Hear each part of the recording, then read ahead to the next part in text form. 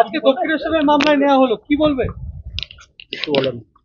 দুজনকে, জঙ্গা আর জয়ন্ত সিং, 8 দিনের PCPR allow হয়েছে। কোন কেসে?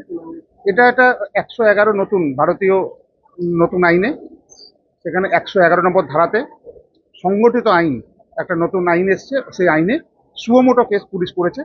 সেই কেসে ওকে পিসিপিআর করেছিল 10 দিনের, সেখানে 8 দিন অ্যালাউ হয়েছে। দক্ষিণেশ্বর থানার একটি নতুন মামলায় আরিয়াদহের ঘটনায় জড়িত জয়ন্ত সিং ও সৈকত মান্না ওরফে জঙ্গাকে 8 দিনের পুলিশি হেফাজতের নির্দেশ দিলেন ব্যারাকপুর আদালতের বিচারক। দক্ষিণেশ্বর থানার পুলিশের পক্ষ থেকে 10 দিনের পুলিশ হেফাজতের আবেদন জানানো হলো দুই পক্ষের আইনজীবীদের বক্তব্য শুনে। একটি মামলায় সুমন দেকে 7 দিনের পুলিশ হেফাজতের নির্দেশ দেন বিচারক। সংবাদ মাধ্যমের মুখোমুখি হয়ে অভিযুক্ত কক্ষের আইনজীবী মাধব চট্টোপাধ্যায় জানান, জয়ন্ত সিংকে দক্ষিণেশ্বর থানা 91 নম্বর কেসে পিসিপিআর করেছিল 10 দিনের জন্য। ল্যান্ডেড কোর্ট সবটা শুনে 8 দিনের পিসিপিআর অ্যালাউ করেছে।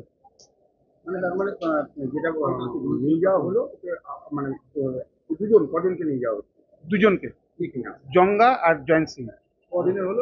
8 দিনের পিসিপিআর অ্যালাউ হয়েছে। কোন কেসে?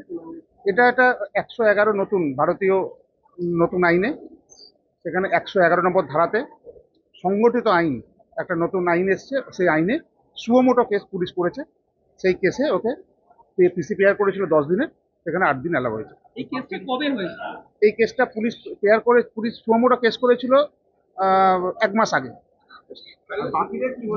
বাকিরা সবাই আজকে দেশে গেছে। মোটের উপরে কি হলো, মানে শেষে আজকে পিসি ঘুরে আসুক, 8 দিনের তদন্তের করে আসুক, তারপর না আমি বলছি ওনারা দুজন গেল, পিসিতে যাচ্ছে, আর বাকিরা জেসিতে যাবে।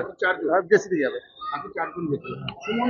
সুমনদেরকে 7 দিনের পিসি নিয়েছে বেলগড়িয়া থানা। আবার